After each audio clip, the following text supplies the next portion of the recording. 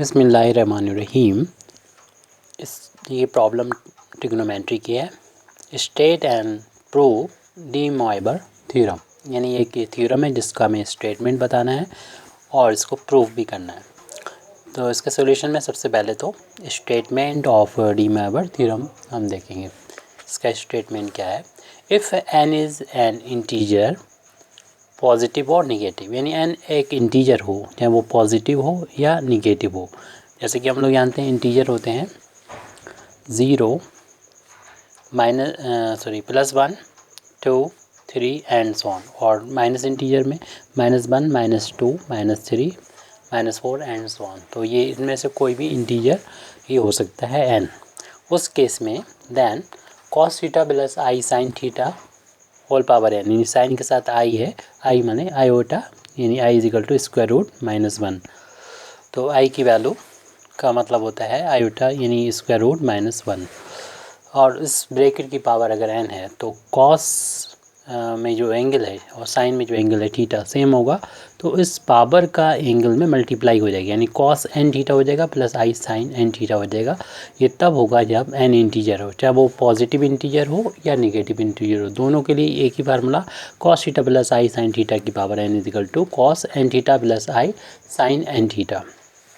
While यानी जबकि if n is a fractional number, यानी फ्रैक्शनल का मतलब यहाँ पर अपान में हो, यानी इसमें न्यूमरेटर हो डिनोमिनेटर हो, ऐसा नंबर फ्रैक्शनल नंबर, या कह सकते हैं कि रेशनल नंबर हो, पॉजिटिव या निगेटिव। यानी ये फ्रैक्शनल नंबर जो होता है, यानी जो रेशनल होता है वो पॉजिटिव भी हो सकता है या निगेटिव भी हो सकता है, कोई भी हो उससे फ़र्क नहीं पड़ता। एन अगर एक रेशनल नंबर हो तब क्या होगा? Then cos n theta plus i sine n theta is one of the value of cos theta plus i sine theta to the power n। यहाँ पर तो जस्ट इसी के इक्वल ही है यहाँ पर ये वैल्यू, जबकि इसमें बताई गई कि ये जो वैल्यू आई है ये इनमें से इनकी कई वैल्यू होंगी, उनमें से एक वैल्यू जो है वो cos n theta plus i n sine n theta है। तो cos n theta plus i sine n theta में से इनकी कई वैल्यू में से एक वैल्यू होगी। इसका मतलब ये है कि चूँकि ये फ्रैक्शनल वैल्यू है, और फ्रैक्शनल का मतलब जैसे कि हम 9 का फ्रैक्शनल वैल्यू जैसे हम 1/2 करें, तो इसका मतलब होता है √9, और हम लोग जानते हैं √9 की 2 वैल्यू होती हैं। तो इन 2 वैल्यू में एक प्लस का 3 होती है √9 में, दूसरी माइनस का 3 होती है। तो इसे इस तरीके से इन्होंने बोला है कि 3 इसकी जो एक वैल्यू है, इस √9 की एक वैल्यू 3 है। अगर हम ये जस्ट कह देंगे कि √9 3 होता है प्लस का, तो ये गलत हो जाएगा, या √9 की वैल्यू -3 होती है तो गलत हो जाएगा। इनमें से मतलब उनमें से एक वैल्यू जो है इसकी कई वैल्यू में से एक वैल्यू जो है वो √3 है, तो ये बोलना ठीक है। तो इसी तरीके से यहाँ पर चूँकि n की वैल्यू फ्रैक्शनल वैल्यू होगी, उनमें से कई वैल्यू होंगी, और उन कई वैल्यू में से एक वैल्यू जो होगी वो बताया जा रहा है cos n theta plus i n theta होगी। इस तरीके से हमारे ये जो केस बनेंगे इंटीजर लेंगे तब, और जो रेशनल नंबर लेंगे तब, तो उसमें यहाँ पर 3 केस हम दे के दिखाएंगे। हालांकि अभी तो 2 नज़र आए, इंटीजर और रेशनल, लेकिन हम देख रहे हैं इंटीजर भी 2 तरह से हो सकता है, पॉजिटिव इंटीजर भी हो सकता है और निगेटिव इंटीजर भी हो सकता है। इस तरीके से हम पहले केस को यहाँ पर ले रहे हैं, यानी ये मान के चल रहे हैं कि n जो है वो एक इंटीजर है और वो एक पॉजिटिव इंटीजर है। तो late n be A positive integer. अगर n को हम पॉजिटिव इंटीजर लेके चल रहे हैं, अगर n एक पॉजिटिव इंटीजर है, तो तब उस केस में हमें प्रूव करना है कि ये वैल्यू जो होगी वो इसके इक्वल होगी, यानी cos theta plus i sine theta की पावर n इजिकल टू हो जाएगा cos n theta plus i sine n theta. तो इसे प्रूव करने के लिए सबसे पहले हम सिंपल से 2 ब्रैकेट को लेके चलेंगे, इसमें cos होगा और साइन होगा, साइन के साथ में आई होगा। तो इस एंगल को पहले हमने θ1 ले लिया और दूसरे वाले में θ2 ले लेंगे, यानी cos θ2 प्लस का आई साइन θ2, और इन दोनों ब्रैकेट्स का आपस में मल्टीप्लिकेशन करेंगे, यानी 2 कॉम्प्लेक्स नंबर ये हैं, इनका आपस में इंटू करेंगे। तो इनका मल्टीप्लिकेशन हमको मालूम है किस तरीके से किया जाता है, इसका इंटू इन दोनों में करेंगे तो आ जाएगा cos θ1 into cos theta two plus i into इसका इंटू भी दोनों में करेंगे, यानी cos theta one into sine theta two. इसका इंटू हमने दोनों में कर लिया। इस आई साइन थीटा का भी इन दोनों में जब इंटू करेंगे तो मिलेगा i sine theta one into cos theta two, plus इसका इंटू जब यहाँ पर करेंगे तो वैल्यू मिलेगी i square into sine theta one into sine theta two. तो आई स्क्वायर की वैल्यू जो कि -1 होती है तो ये वैल्यू माइनस हो जाएगी, और cos theta one into cos theta two plus i into इस साइन को अगर चलिए मैं ऐसे लिखा रहने देते थे, cos theta into sine theta two plus i sine theta one into cos theta two. इस आई स्क्वायर की वैल्यू -1 हो जाएगी, और हम इसमें देख रहे हैं कि जब आई ख़त्म हो जाएगा तो हम इसको रियल पार्ट कहेंगे, और रियल पार्ट के साथ में ही लिख देंगे। पहला फैक्टर ये रियल, पहला टर्म ये रियल पार्ट है, यानी cos theta one into cos theta to, और दूसरा ये माइनस का हो चुका है sign theta one into sine theta to real हो गया। और ये दोनों में आई आ रहा तो इमेजिनरी पार्ट है, इनमें से हम आई को कॉमन ले लेंगे, तो इस वाले टर्म को पहले लिख दें तो sign theta one into cos theta to, फिर इसको लिखेंगे तो प्लस का cos theta one into sine theta two. तो यहाँ पर देख रहे हैं कि एक आइडेंटिटी लग रही है। इसमें हम लोग जानते हैं कॉस ए प्लस बी की आइडेंटिटी होती है, उसको यहाँ पर अप्लाई करते हुए नज़र आ रही है। Cos A cos B minus sign A sign B. तो इसकी कंपेयर, इस ब्रैकेट की कंपेयर इससे अगर करेंगे तो ए की जगह पर थीटा वन है और बी की जगह पर थीटा टू है, तो ये वैल्यू शॉर्ट में हो जाएगी। जिस तरीके से इसकी वैल्यू फार्मूले में इस क्या है, इन दोनों एंगल को ऐड कर दिया गया, ऐसे ही ये वैल्यू हो जाएगी cos theta one plus theta two हो जाएगी। तो इस वैल्यू को हम लिख सकते हैं इस फार्मूले के अकॉर्डिंग, थीटा वन प्लस का थीटा टू, प्लस फिर आई है, और इस वैल्यू को हम दूसरे आइडेंटिटी से मैच कराएंगे। तो दूसरी आइडेंटिटी यहाँ पर साइन ए प्लस बी की होती है। साइन ए प्लस में हम लोग जानते हैं ए प्लस बी का फार्मूला होता है, आइडेंटिटी होती है sine A into cos B plus cos A into sine B. तो यहाँ पर ए की जगह पर नज़र आ रहा है हमको थीटा वन और बी की जगह पर थीटा टू है, तो इसकी वैल्यू शॉर्ट में इतनी है, तो इसकी वैल्यू भी हम लिख सकते हैं साइन थीटा वन प्लस का थीटा टू है। तो ये दो ब्रैकेट्स जब लिए थे तब इतना आया था। तो इसी तरीके से अगर हम इन तीन ब्रैकेट्स को लेते हैं तब क्या आएगा, तो उसको हम एक ब्रैकेट बढ़ा के बता देंगे। यानी हमने जब दो ब्रैकेट लिए हैं, means cos theta one plus i sine theta one और cos theta two i plus i sine theta two, तो एक बार कॉस आया, एक बार साइन आया, साइन के साथ आई आया है जैसे कि इन ब्रैकेट्स के साथ मैंने, और जो एंगल थे थीटा वन और थीटा टू वो ऐड हो गए। ऐसे जब तीन ब्रैकेट को एक साथ लेंगे, मीन्स हम इस तरीके से लिखेंगे cos theta one plus i sine theta one cos theta two plus i sine theta two. इसी तरीके से तीसरा ब्रैकेट ले लिया cos theta three plus i sine theta three. तो फिर इसका भी उसी तरीके से हम दिखा सकते हैं, इसका मल्टीप्लिकेशन आ जाएगा, कॉस एक बार लिखा जाएगा और जितने भी एंगल के साथ हर एक ब्रैकेट में theta one theta two theta three उन सब का सम हो जाएगा, प्लस फिर आई आएगा, उस आई में मल्टीप्लाई होगा साइन से, और सेम ये वाले angle theta one plus theta two plus का थीटा थ्री आ जाएगा। ऐसे ही इसको हम आगे इसी तरीके से करते रहेंगे। तो इसको लिख देंगे proceeding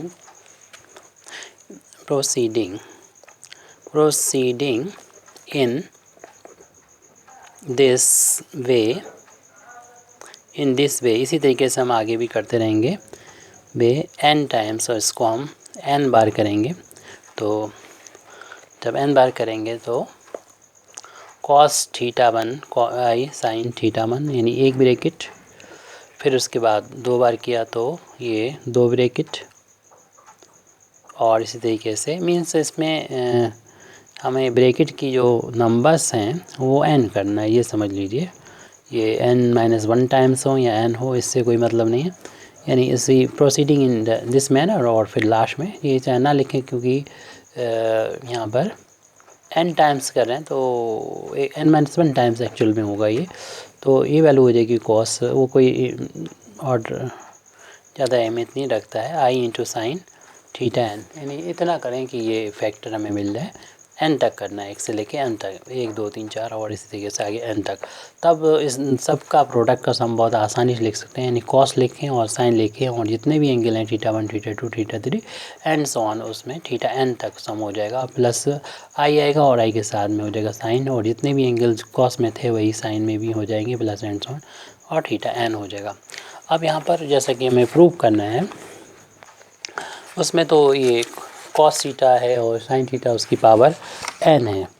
तो इतना बनाने के लिए हमें करना पड़ेगा कि ये सारे ब्रैकेट्स अगर एक ही हो जाए और उसमें n बार अगर एक ही का प्रोडक्ट हो रहा है तो 2 होते तो 2 स्क्वायर हो जाता, 3 अगर होते एक ही जैसे तो 3 पावर हो जाती, और ऐसे n बार हैं तो n पावर आ जाएगी, यानी ये लेफ़्ट हैंड साइड हो जाएगा, फिर उसी के अकॉर्डिंग फिर राइट हैंड साइड हो जाएगा। तो ये तभी पॉसिबल है जब हम इसको पुट करने, सारी जो वैल्यूज़ लिखी हुई है इनको इस तरीके से, यानी इस इक्वेशन जो हमें मिला है इक्वेशन नंबर 1 डाल दे रहे हैं और इसमें हम पुट कर दे रहे हैं, पुटिंग θ1 जितना है उतना ही θ2 रख दें और θ2 की वैल्यू θ3, सारे ये थीटा आपस में बराबर है, यानी θn तक, और उसको हम थीटा कर दें in both side of equation number 1। अगर ऐसा हम कर देते हैं तो ये वैल्यू हो जाएगी सेम हो जाएगी, यानी और ये ब्रैकेट्स जो होंगे वो n बार हो जाएंगे, यानी θ1 की वैल्यू भी थीटा के बराबर है और θ2 की वैल्यू भी थीटा के बराबर है। तो सारे ब्रैकेट्स एक ही शक्ल के हो जाएंगे, एक ही जैसे हो जाएंगे, लेकिन ये जो होगा हमने चूँकि 1 से लेके n तक को लिए थे फैक्टर्स, तो लिख देंगे ये मल्टीप्लिकेशन चलेगा अप टू n टाइम्स चलेगा, m टाइम्स चलेगा, और राइट हैंड साइड में यहाँ पर ये सारे इक्वल हो गए हैं, तो इसमें भी θ1 की जगह थीटा है, θ2 की जगह पर भी थीटा है। इस तरीके से इक्वेशन नंबर 1 के राइट हैंड साइड में हर एक जगह पर थीटा है, और ये भी अप टू n टाइम्स चलेगा, और प्लस आई इंटू था साइन ऑफ ये सभी θ1 की यहाँ पर थीटा, θ2 की यहाँ पर थीटा, θ3 के यहाँ थीटा, और अप टू ये सभी θn की यहाँ पर भी थीटा होगा, इसलिए n टर्म्स हो जाएंगे। और क्योंकि ये तो एक ही ब्रैकेट है और n बार हैं तो हम इसको एक ही बार लिखेंगे, यानी बेस और जितनी पावर हैं सबको ऐड कर देंगे, तो एक एक पावर है, एक एक पावर n बार है तो n हो जाएगी, यानी एक को एक अगर जो है वो 2 बार जोड़ा जाए तो 2 हो जाता है, और अगर इसको 3 बार जोड़ा जाए एक को तो 3 हो जाता है, ऐसे एक जो है हमें n बार मिल रहा है तो n हो जाएगा। तो ये तो लेफ़्ट हैंड साइड में हो गया, और राइट हैंड साइड में भी हम ऐसे ही देख रहे हैं कि थीटा जो है वो n बार है तो n टाइम्स हो जाएगा, plus i into sign n theta हो जाएगा। तो ये हमें जो प्रूव करना था वो पॉजिटिव इंटीजर के लिए हो गया, यानी n अगर पॉजिटिव होगा तो इसके लिए हो चुका है प्रूव। तो लिख सकते हैं कि hence de Moivre's theorem is proved for all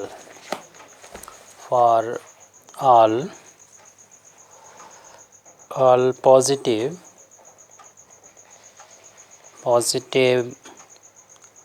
integral value of n, यानी सभी पॉजिटिव इंटीजर के लिए ये हो गया। अब हम लोग सेकंड पार्ट अगले पेज पर देखेंगे।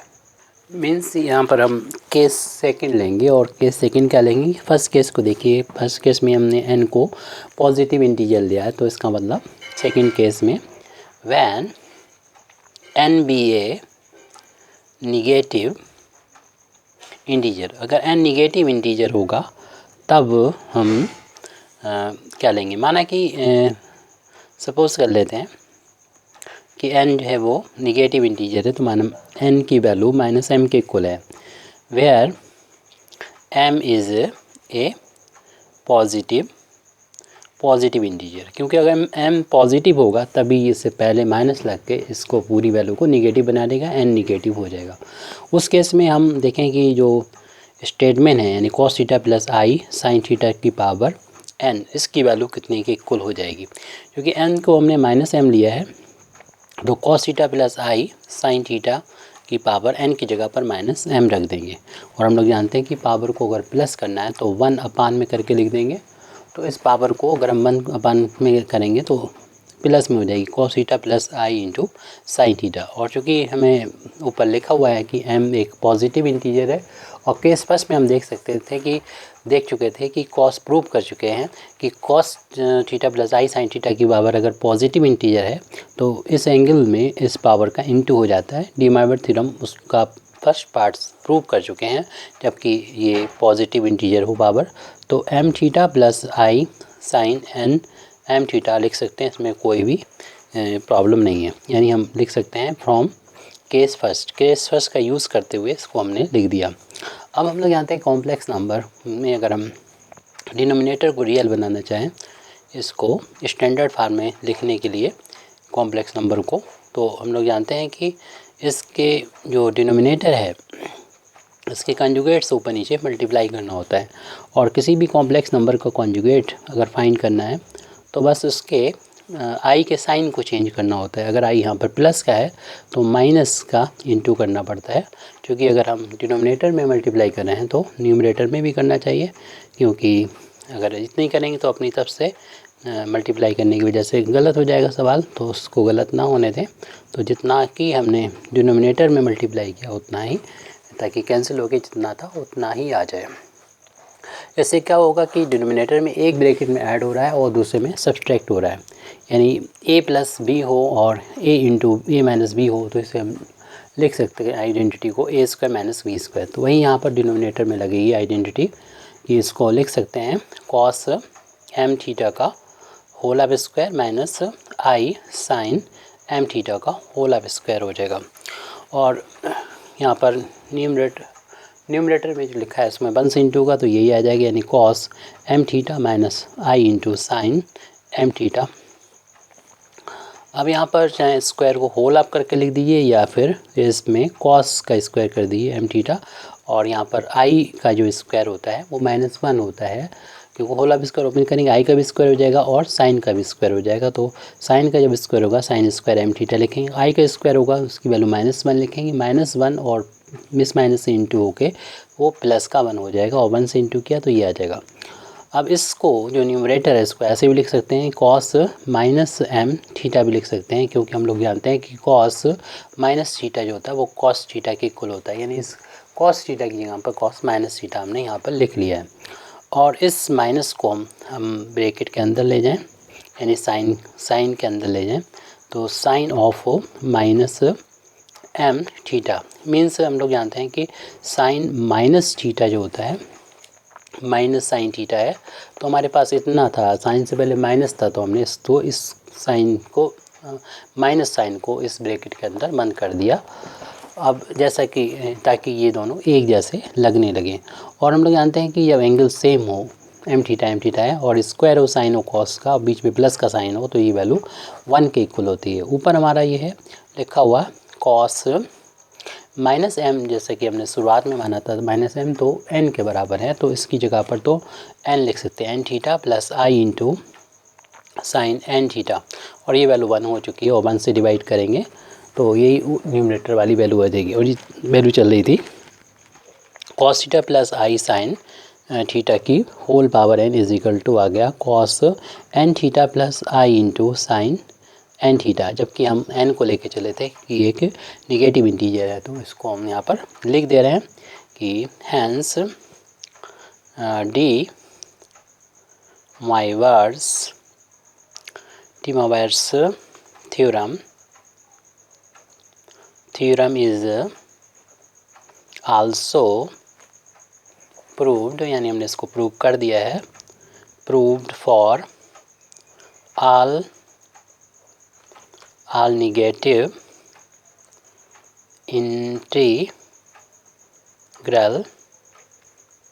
of value of n, यानी कि सारे निगेटिव इंटीजर्स वैल्यू के लिए इंटीग्रल वैल्यू के लिए ये यानी cos theta plus i sine theta के बारे में n इक्वल टू होता है cos n theta plus i sine theta होता है।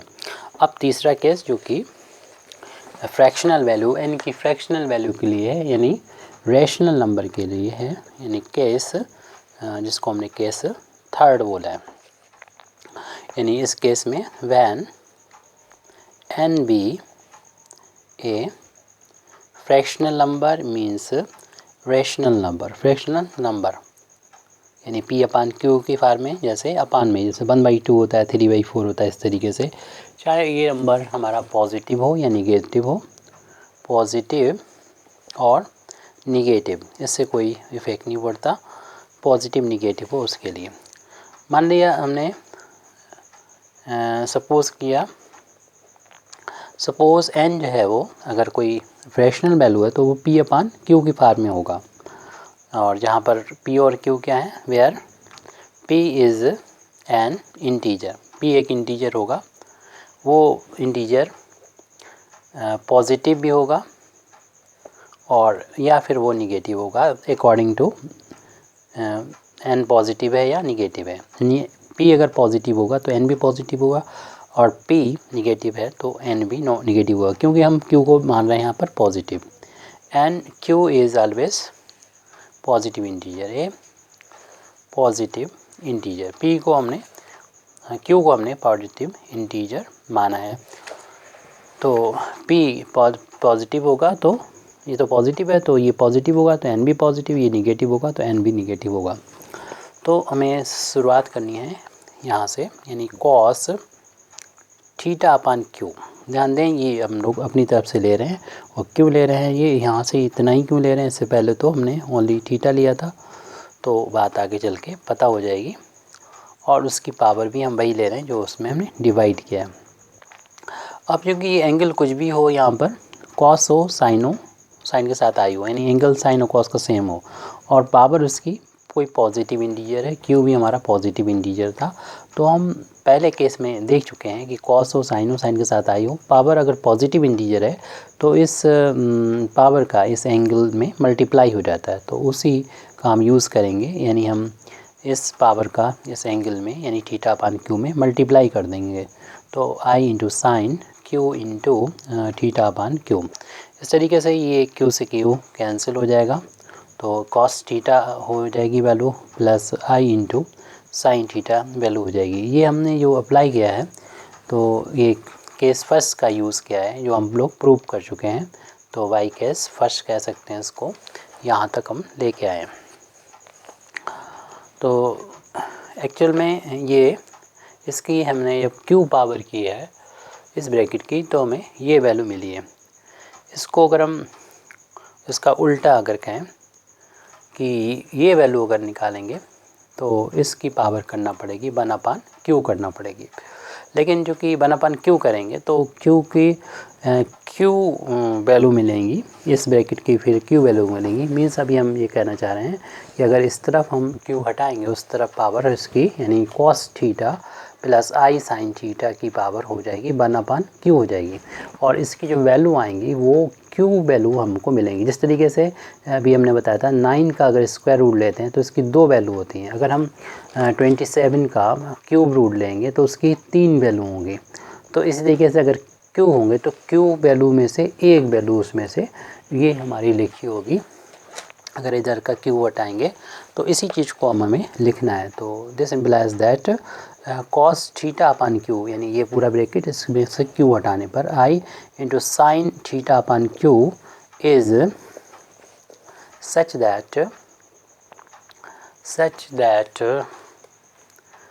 इट्स क्यूथ पावर, यानी qth power is cos theta plus i sine theta.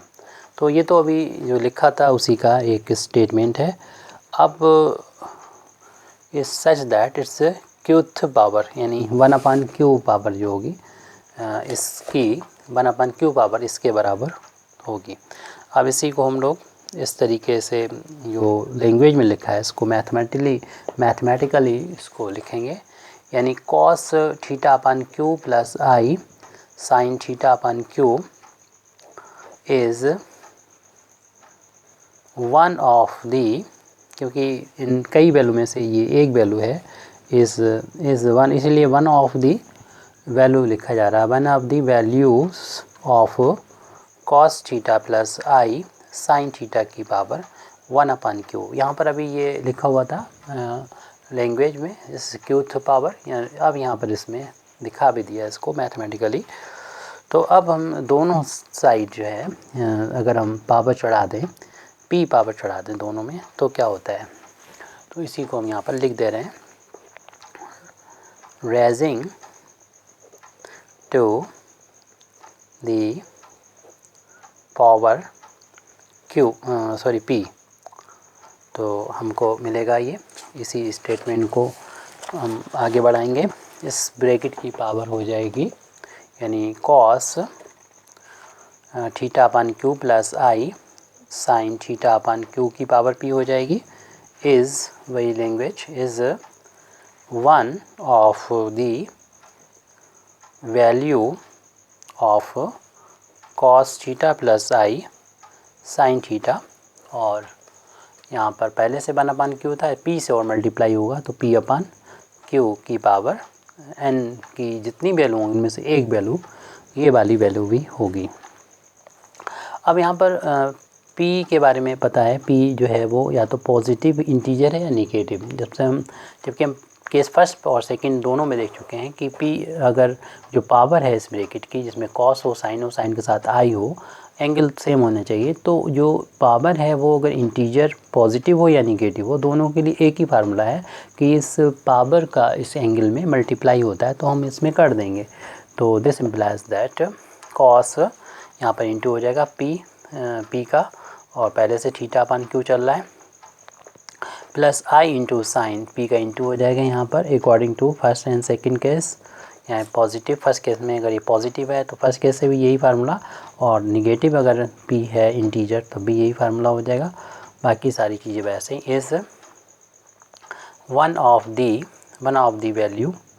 Value of cos theta plus i sine theta to the power p upon q। तो हमने किस base पर ये लिखा है, तो ये लिख दिया है, यूज़ किया है by case first and second case second से फर्स्ट और सेकंड से कह सकते हैं। तो अब यहाँ पर जो p अपान क्यू है, p अपान क्यू को चूँकि हमने n माना है तो इसकी जगह पर n कर देंगे। शुरुआत में देख लीजिए p अपान क्यू का n माना था, तो हम इसको लिख सकते हैं p अपान क्यू की जगह पर n, बाकी सारी चीज़ें वैसे की वैसे लिख देंगे। जब हम कह सकते हैं cos n theta plus i sine n theta is one of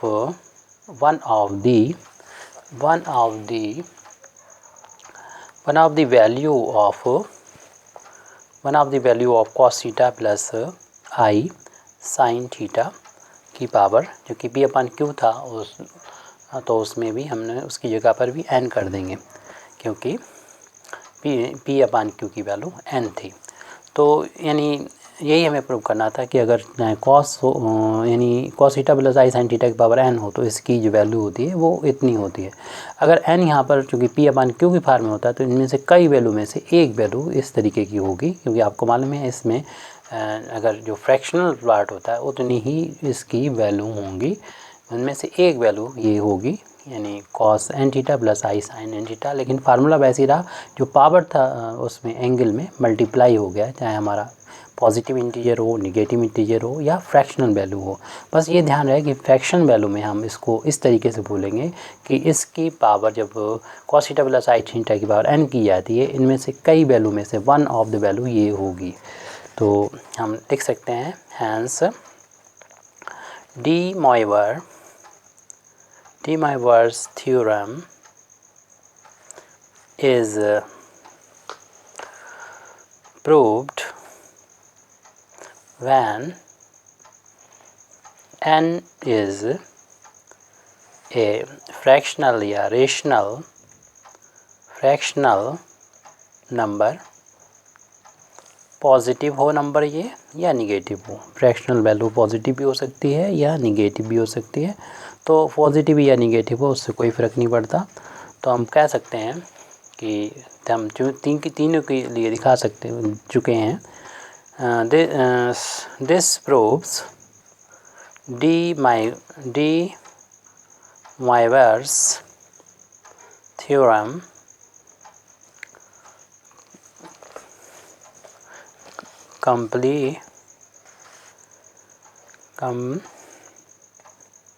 theorem completely when n is any rational number, क्योंकि जो रेशनल नंबर होता है